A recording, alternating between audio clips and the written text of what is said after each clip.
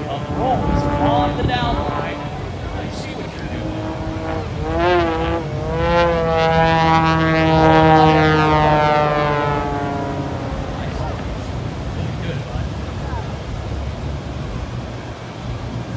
I got to tell you about our friend here, Aaron.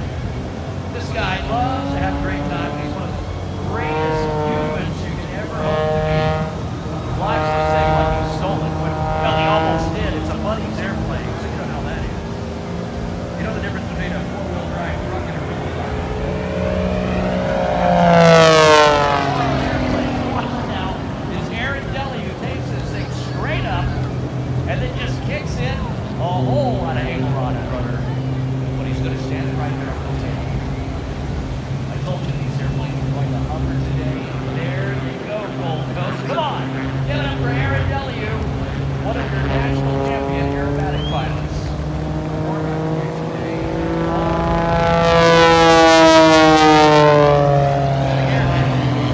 Aaron W., the 2024 Air Masters Cup Series champion.